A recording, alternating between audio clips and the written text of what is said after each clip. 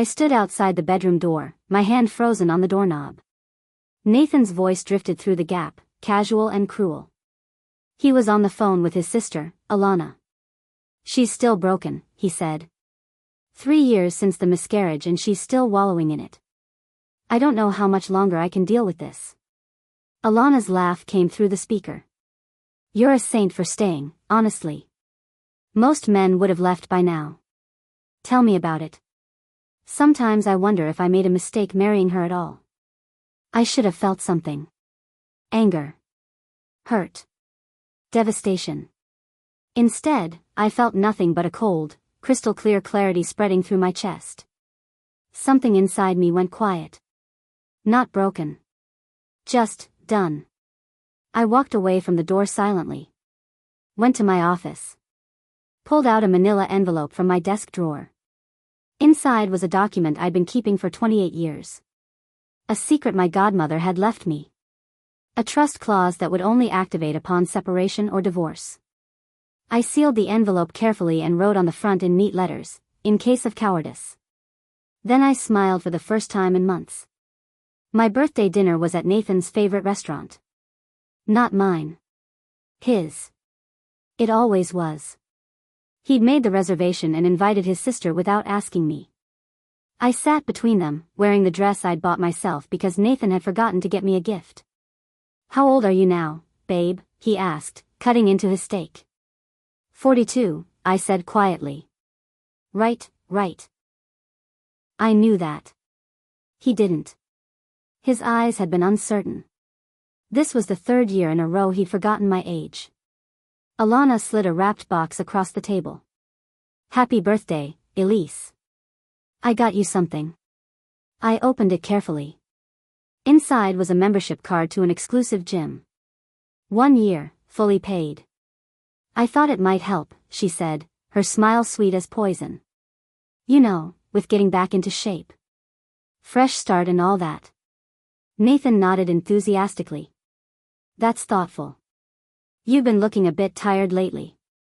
I folded the card back into its box. "Thank you." Later, in the bathroom, I pulled out my phone and texted myself, "Still broken." I added it to a folder labeled Receipts. The folder was getting full. My therapist's office smelled like lavender and old books. I'd been seeing Dr. Hayes for 2 years now, ever since the miscarriage. She was one of the few people who knew everything. "Tell me about this week," she said, settling into her chair. I told her about the bedroom conversation. About my birthday. About the gym membership. About the years of small cruelties that had built up like sediment. "You've been documenting everything," she said. It wasn't a question. She knew about my folders. My files. My careful record keeping. "Yes. Elise." She leaned forward. "I have to ask you something. Why are you still there?" I looked at her for a long moment. Then I pulled out my phone and showed her the sealed envelope photo I'd taken. "Because I'm not leaving until I'm ready. And when I'm ready, he won't see it coming." She studied my face. "You're not broken, Elise." "I know," I replied. "I never was." The hotel receipt was tucked into Nathan's jacket pocket. I found it while taking his suits to the dry cleaner. The Grandmont Hotel. 1 night. $240 charged to his credit card. It was the 7th one I'd found in 18 months. I took a photo of it. Printed a copy. Added it to the file folder in my locked desk drawer. The folder was labeled Exhibit, Husband. Each receipt was dated, photocopied, and stored in a clear protective sleeve. I'd also noted the dates Nathan had told me he was working late or traveling for conferences. The dates never matched. I sat at my desk, looking at the organized evidence of my husband's betrayal, and I smiled. Not a happy smile. A calculating one. 28 years ago, my godmother had been right. She'd seen something in me that I hadn't seen in myself yet. She'd protected me before I even knew I needed protection. Now I was protecting myself. Methodically. Patiently. Building a case that would be impossible to deny. My godmother, Aunt Helena, had raised me after my parents died. She'd been sharp, fierce, and deeply suspicious of men who reminded her of my father. A man who'd been charming, controlling, and ultimately destructive. When she passed away 12 years ago, she left me a trust. A substantial one. But it came with a clause that her lawyer had read to me in his office, his voice careful and professional. The trust activates only upon legal separation or divorce. Miss Helena wanted to ensure you had resources to leave if you ever needed to. She believed you might marry someone like your father. I'd been offended then. Nathan and I had only been married 4 years. Things were good. Or so I thought. Now, sitting in my office with that sealed envelope in my hands, I understood. Aunt Helena had seen what I couldn't. Had protected me from a future I didn't want to imagine. I held the document to my chest and whispered, 28 years is long enough. It was time to activate the trust. Time to leave. Time to choose myself. Nathan's phone lit up on the nightstand at 2 in the morning. I lay perfectly still, pretending to sleep. He reached for it carefully, trying not to wake me. Through my barely open eyes, I watched him smile at the screen. Saw his thumbs moving quickly, typing out responses. The blue light reflected off his face, making him look like a stranger. When he finally put the phone down and fell back asleep, I waited 20 minutes. Then I picked up his phone. The passcode was still my birthday. The irony wasn't lost on me. I scrolled through his messages with someone named Casey. The flirtation was obvious. Disgusting. But not surprising. I forwarded the entire conversation to my private email address. Changed the subject line to alimony. Then I deleted the sent message from his phone and put it back exactly where he'd left it. In the morning, I made him coffee and kissed his cheek like nothing had happened. He smiled at me, completely unaware that I'd just added another brick to the wall I was building around his future. I'd been following Nathan's coworker on social media for 3 months. Her name was Casey Monroe, and she worked in his building but for a different company. They met for coffee frequently. Networking, Nathan called it. I arranged a chance encounter at her favorite lunch spot. Sat at the table next to hers. When she got up to leave, I, accidentally, bumped into her. "I'm so sorry," I said, helping her gather her things. "You look familiar. Do you work at the Riverside building?" Recognition flickered in her eyes. Followed by uncomfortable realization. "Yes. You're Nathan's wife. Elise." I smiled warmly. "It's nice to finally meet you. Nathan mentions you all the time." She went pale. "I should go." "Wait." I pulled a business card from my purse. "I think you might need this soon." She looked at it. It was my divorce lawyer's card. Her hand trembled as she took it. "He's not leaving me for you," I said quietly. "But you might want protection when this all comes out. Take care, Casey."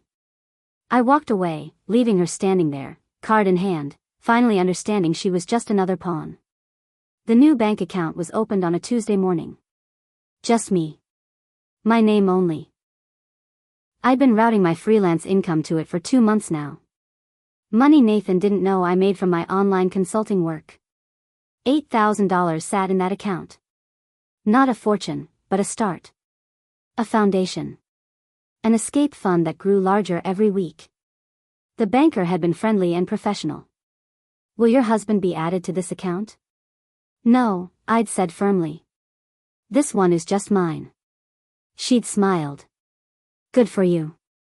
Now, sitting at my desk, I transferred another $1,000 and watched the balance grow. Each deposit felt like freedom. Like taking back control. Like building a life Nathan couldn't touch or claim or destroy. I closed the laptop and smiled. 28 years of being told I was broken. 28 years of believing I needed him. 28 years of losing myself. But not anymore. The woman I used to be was waking up. And she was angry. Thanksgiving at Alana's house was exactly as terrible as I'd expected. The entire extended family gathered around her massive dining table. Nathan sat at the head, playing the successful husband. I sat 3 seats down, invisible as always. So, Elise, Alana said, her voice carrying across the table. Still no kids, huh? Must be hard, watching everyone else's families grow. The table went quiet. Nathan laughed uncomfortably. Alana, come on. What? I'm just asking. It's been what, 3 years? At some point you have to move on, right? I set down my fork carefully. Picked up my wine glass. Stood up slowly. A toast, I said, my voice clear and steady. Everyone looked at me. To cowards. To people who kick others when they're down. To families that enable cruelty. And to knowing when it's time to leave. I drained my glass. Set it down. And walked out. Behind me, the silence was deafening. Nathan called after me, but I was already getting my coat. Already leaving. Already done with all of them. I left my phone recording during one of Nathan's rants. He thought I was in the shower. I was actually standing in the hallway, listening. I don't know why I'm still here, he said. He was talking to someone on speakerphone. His brother, probably. I married her out of pity. That's it. She was so broken after her parents died. I thought I was being noble. You've done enough, man. You don't owe her anything. I know. But leaving now looks bad. Especially after the miscarriage. My hands clenched into fists. But I stayed silent. Stayed still. Let the recording capture every word. When he finally hung up, I turned off the shower, dried off, and came out acting like I'd heard nothing. He smiled at me. Kissed my forehead. Asked about dinner. Later, I saved the audio file to 3 different flash drives. Backed it up to the cloud. Labeled one copy, custody of the house. Because that house? The one he thought we owned together? It was about to become my greatest weapon. The lawyer's office was downtown, 20th floor, floor-to-ceiling windows overlooking the city. His name was Marcus Flynn, and he came highly recommended for messy divorces. I laid out everything. The hotel receipts. The text messages. The audio recordings. The documentation of emotional abuse. And finally, the trust clause from Aunt Helena. He read through it carefully, his expression shifting from professional to impressed. Mrs. Elise, he said finally. You're about to become very wealthy. And very free. How wealthy? The trust is worth approximately $2.8 million. Upon activation, it's yours entirely. Plus, given the evidence you've compiled, you'll likely retain full ownership of your house and claim a significant portion of marital assets. I signed the retainer agreement without hesitation. When do we start? How soon do you want this done? I thought about 28 years of diminishing myself. Of believing I was broken. Of letting Nathan and his sister chip away at my self-worth piece by piece. As soon as possible. He smiled. Then let's destroy him. That night, Nathan accused me of being cold and distant. We were in bed, the lights off, and he was trying to initiate intimacy I had no interest in.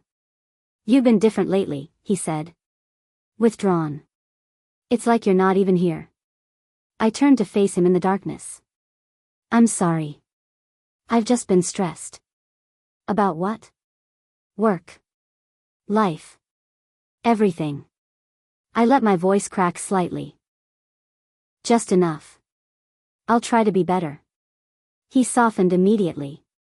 I just miss you, that's all. The old you. Before everything got so complicated. I miss her too, I said. And it was true. I missed the woman I used to be before I met Nathan. Before I let him convince me I was damaged. He kissed me and rolled over to sleep. I lay awake for hours, staring at the ceiling, whispering one word over and over like a prayer. Soon. Our 12th anniversary came and went without acknowledgement. Nathan worked late. Didn't call. Didn't text. Came home at 11 and went straight to bed without even saying hello. I spent the day buying myself a gift. A single key to a 1-bedroom condo across town. I'd signed the lease that morning. Paid first and last month's rent with my secret account money. It was small but perfect. Sunlight flooded through the windows. The walls were white and clean. It smelled like fresh paint and new beginnings. I stood in the empty living room and felt something I hadn't felt in years. Hope. Back at home, I wrote in my planner in careful letters, E-Day, 42 days. Execution day. The day I would hand Nathan the divorce papers. The day everything would change. The day I would finally choose myself over the man who'd spent 12 years breaking me down. 42 days. I could survive 42 more days. I practiced my confrontation speech in the bathroom mirror. The door locked. The shower running to muffle my voice. I'm divorcing you, Nathan. Not because I'm broken. But because you are. My voice cracked. Tears streamed down my face. I let myself break down for 5 minutes. Let myself feel everything I'd been holding back. Then I wiped my face. Reapplied my makeup. Straightened my shoulders. And tried again. I'm divorcing you, Nathan. I have evidence of your affairs. Evidence of your emotional abuse. Evidence of everything you've done to me for 12 years. And you will lose. Better. Stronger. But not quite there yet. I practiced every night for a week. Each time getting stronger. More confident. More certain. Finally, one night, I looked at my reflection and said without hesitation, "You lose, Nathan." And I believed it. All the way to my bones, I believed it. I learned through a mutual friend that Casey had ended things with Nathan. Apparently she'd looked into his history and discovered he'd had multiple affairs throughout our marriage. She'd been smarter than I'd given her credit for. Nathan came home furious. Snapped at me over dinner. Broke a glass in the sink. Punched the wall hard enough to leave a dent. Bad day? I asked calmly. You wouldn't understand. I probably understood better than anyone. I was watching his world crumble in real time, and he had no idea I was the one pulling the strings. That night, I called Marcus Flynn. It's time. You're sure? I thought about the dent in the wall. The broken glass. The rage that was barely contained. Nathan was unraveling, and I needed to move before things got worse. I'm sure. Let's file. I'll have the papers ready by Friday. I hung up and felt a weight lift from my shoulders. 28 years. 42 days had become 5. It was finally happening. Sunday morning. Sunlight streamed through the kitchen windows. Nathan sat at the table reading the newspaper and drinking coffee. Normal. Domestic. Completely unsuspecting. I walked in with the manila envelope. Set it down calmly in front of him. What's this? He asked without looking up. Divorce papers. I'm leaving you. He laughed. Actually laughed. You can't afford to leave me, Elise. You don't have anything without me. I pulled out a second envelope. Slid it across the table. That's my trust activation notice. It's worth $2.8 million. I've had it for 28 years. You never knew because I never told you. He opened it. Read it. His face went from amused to confused to pale. What? How? My godmother left it to me. It activates upon separation or divorce. She knew I might marry someone like my father. Someone like you. His hands trembled as he held the papers. Elise, we can talk about this. There's nothing to talk about. Sign the papers, Nathan. It's over. By Monday morning, Nathan discovered the joint accounts were frozen. I'd had Marcus file an emergency motion citing financial abuse and the need to preserve assets during divorce proceedings. Nathan called me 17 times. I answered none of them. Finally, he showed up at the bank, demanding access to his money. The teller, a young woman with kind eyes, explained patiently that the accounts were under legal hold. No transactions could be processed until the court sorted everything out. This is my money. Nathan yelled. Other customers turned to stare. Sir, according to our records, your wife contributed 70% of the deposits to this account. The court has frozen it pending asset division. He tried 3 other banks. Same answer everywhere. His credit cards were maxed out from years of hotel rooms and dinners with various women. He had maybe $300 in cash. For the first time in our marriage, Nathan had to ask someone for money. And I wasn't there to help him. Alana showed up at my new condo Tuesday evening. I'd moved in 3 days earlier. She pounded on the door until I opened it.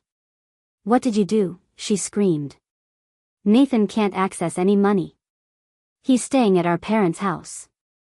You've humiliated him." "Humiliated him?" I repeated calmly. "That's interesting. Come in." She followed me inside, still ranting. I walked to my laptop, pulled up the audio file, and hit play. Nathan's voice filled the room. "I married her out of pity. That's it." Alana's face changed. "When was this?" 3 months ago. There's more. I played clips from other recordings. Nathan complaining about me. Mocking my grief. Discussing his affairs. Planning his exit strategy once he thought he'd gotten enough from me. Alana sank into my couch. "He told me you were the problem. That you were broken. That he was staying out of obligation. He used both of us," I said quietly. "The difference is, I figured it out." She looked at me with something like respect. "He used me too," she whispered. The house became my greatest revelation. Nathan assumed we owned it together. He'd been living there for 12 years, after all. Making decisions about renovations and landscaping like it was his. But during the asset disclosure phase of the divorce, Marcus revealed the truth. The house had been gifted to me by Aunt Helena 15 years ago. The deed was in my name only. Nathan had never actually checked. The judge ordered Nathan to vacate within 30 days. I watched from the upstairs window as he packed his things. Boxes and bags piled into his parents' SUV. He looked smaller somehow. Diminished. The man who'd spent years making me feel worthless was now being forced out of a house he'd thought was his. He looked up and saw me watching. Our eyes met. He started to raise his hand, maybe to wave or to flip me off, but I just turned away. Closed the curtain. He wasn't worth another second of my time. The first court hearing was everything I'd hoped for. Marcus presented our evidence methodically. Hotel receipts. Text messages. Audio recordings. Documentation of Nathan's emotional abuse spanning years. The judge, a stern woman in her 60s, listened without expression. But when Marcus played the recording of Nathan saying he'd married me out of pity, her face hardened. "Mr. Nathan," she said. "I've presided over many divorces. But rarely have I seen such calculated cruelty. Temporary full asset control is granted to the plaintiff. Child support is not applicable. We'll reconvene for final asset division in 60 days. Nathan's lawyer tried to argue. The judge cut him off with a single look. Outside the courtroom, Nathan tried to approach me. Marcus stepped between us. "Don't," he warned. "Any contact violates the protection order." I walked past Nathan without a glance. For 12 years, I'd made myself small to accommodate his ego. Now he was the one shrinking. The anonymous tip to Nathan's company HR department was simple and factual. I documented his relationship with Casey, including emails sent during work hours and expense dinners that violated company fraternization policy. The investigation took 3 weeks. Casey cooperated fully, providing her own evidence of Nathan's misconduct. She'd kept everything, probably sensing from the beginning that he was unreliable. Nathan was terminated for ethical violations. His exit was immediate and public. Security walked him out with a box of personal belongings while his coworkers watched. He called me from the parking lot. "You did this. You ruined me." "No, Nathan. You ruined yourself. I just made sure everyone else knew about it. I'll fight you. I'll take everything. You'll do nothing," I said calmly. "Because you have nothing. No job. No money. No leverage. Sign the divorce papers and walk away. It's the only smart choice you have left. I hung up before he could respond. 28 years had passed since Aunt Helena wrote her letter. I found it sealed inside the trust envelope, tucked behind the legal documents. Her handwriting was elegant and familiar. I sat on my new couch, in my new condo, and read words written nearly 3 decades ago. My dearest Elise, if you're reading this, you've activated the trust. Which means you needed it. Which means I was right to protect you this way. I watched your father destroy your mother slowly, year by year, until she was nothing but a shell.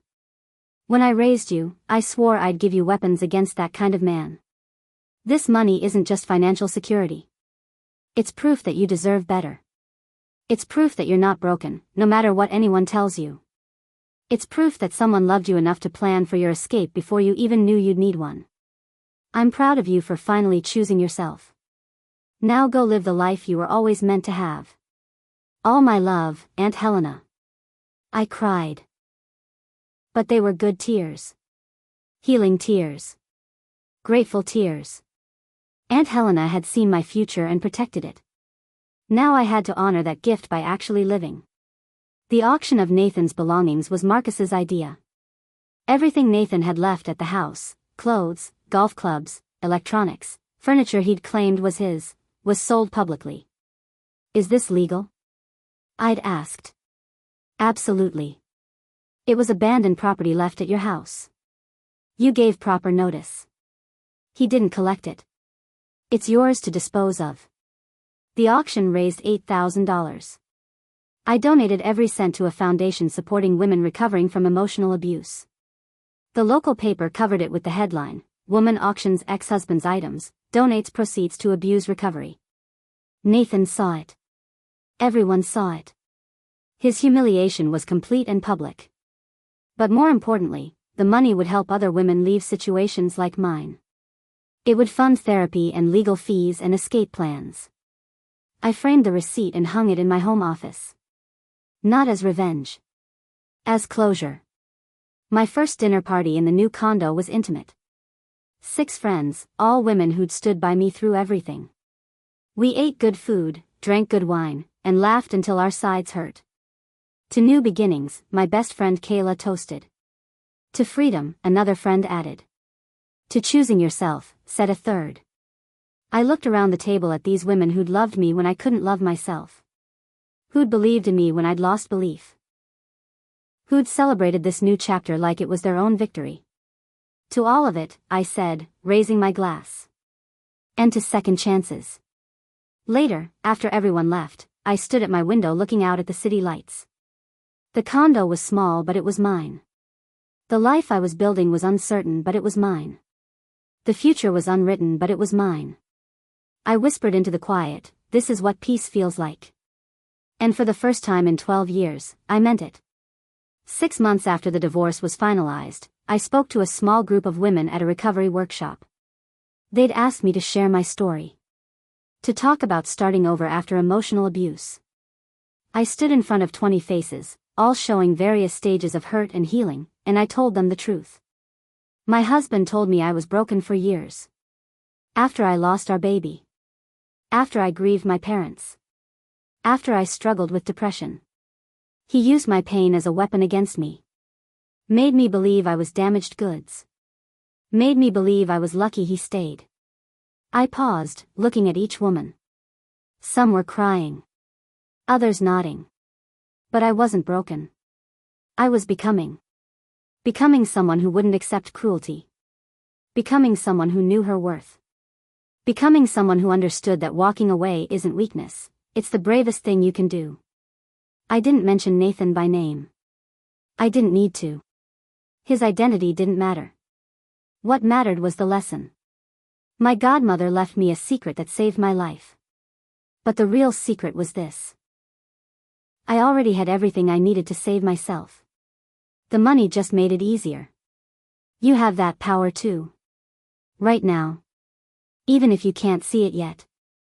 After my talk, woman after woman approached me. Shared their stories. Asked for advice. Thanked me for speaking. One woman, probably in her 50s, squeezed my hand and said, "You gave me hope." "Good," I replied. "Hope is where it starts. Action is how it ends. Choose yourself. Always." I left that workshop feeling something profound. Purpose. My pain had meaning now. My survival could help others survive. Nathan had tried to break me. Had called me broken for years. Had believed with every fiber of his being that I was damaged beyond repair. But standing there, helping other women find their strength, I finally understood the complete truth. I wasn't broken. I was rebuilt. Stronger than before. Wiser than before. Freer than before. And my 28-year-old secret hadn't just shattered his world.